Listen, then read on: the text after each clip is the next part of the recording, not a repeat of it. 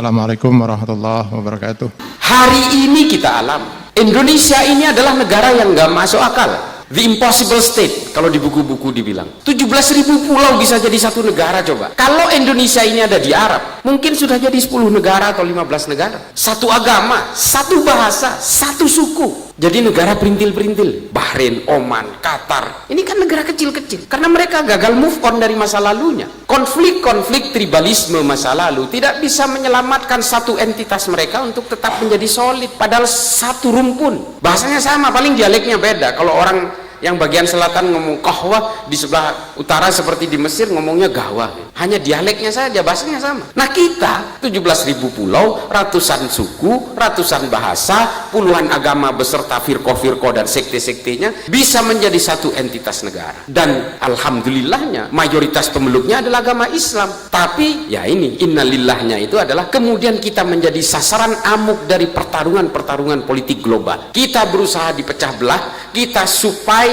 bisa menjadi seperti negara-negara Balkan. Makanya upaya-upaya hari ini yang dihasutkan ke kita hari ini adalah upaya balkanisasi Indonesia. Siapa yang bermain? Negara-negara barat. Kita nggak bisa menolak itu. Hizbut Tahrir kantornya di London kok. Ahmadiyah kantornya di London. Syiah kantornya di London. Mau apa? Difasilitasi oleh mereka. Tapi ini semua kita tidak bisa menyalahkan negara-negara barat. Yang harus kita salahkan adalah kita. Mengapa kita mau diadu domba? Dan ketika ulama-ulama Nahdlatul Ulama menganjurkan kepada kita untuk menghormati para habaib, menghormati para dzurriyyah kenabian, mereka melihat peluang itu. Diciptakanlah boneka-boneka bergelar habaib untuk memecah belah Nahdlatul Ulama. Ini ironis. Saya sudah berkeliling kemana-mana Pak. Saya ke Afrika berkali-kali, saya ke Asia Selatan, Asia Tengah. Saya tinggal di Amerika 5,5 tahun. Makanya saya sering dikatakan saya ini liberal. Nggak apa-apa, saya bodoh amat. Saya Nahdien sejati. Saya lahir dari keluarga Nahdien. Sebenarnya saya nggak mau ngeladenin, tapi ya sudahlah. Saya kan ingin dipojokkan menjadi musuh bersama, sehingga saya itu tidak mempunyai ruang untuk memberikan berbagai pemikiran-pemikiran ini. Saya sebenarnya bukan orang pinter Pak. Saya cuma kadang-kadang lebih dulu tahu dari yang lain. Memang kita harus betul-betul fokus terhadap ilmu pengetahuan. Kalau tidak, kita terjebak di sini. Dan kita hari ini betul-betul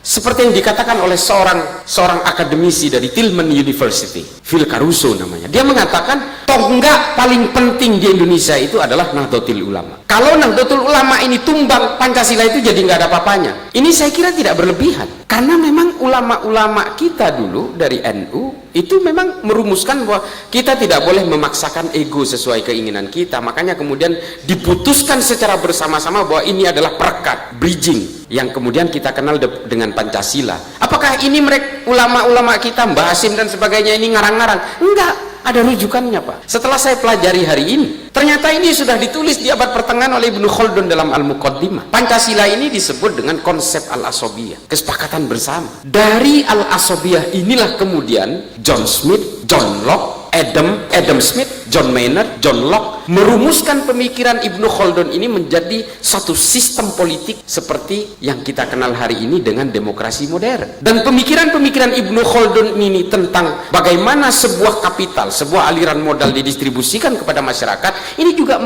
mengilhami Karl Marx dalam Das Kapital. Dan ini pemikirannya sama dengan Ibnu Khaldun dalam Al-Muqaddimah. Bagaimana sebuah modal itu disebar dalam masyarakat sehingga kemudian menghasilkan menjadi cash in, cash flow yang positif bagi sebuah negara. Ini ditiru oleh Karl Marx dalam Das Kapital dan ditulis juga bahwa ini dikatakan oleh Ibnu Khaldun. Coba, bangga sekali kita. Tapi hari ini kita tidak lagi melahirkan Ibnu Sina, tidak bisa melahirkan lagi Al-Khawarizmi, Al-Biruni, termasuk kitab-kitab seperti Al-Haya yang menciptakan prototipe lensa pertama di dunia. Yang menciptakan lensa kamera itu orang Islam Pak. Tapi kemudian kitab Al-Haya ini tidak dihargai di Islam, diusung ke Jerman, sehingga kita tahunya hari ini yang menciptakan lensa pertama itu adalah orang Jerman. Semoga Allah senantiasa menuntun kita di jalan yang diridhoinya.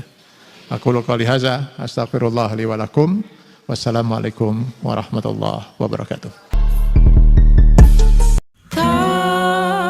Terima kasih.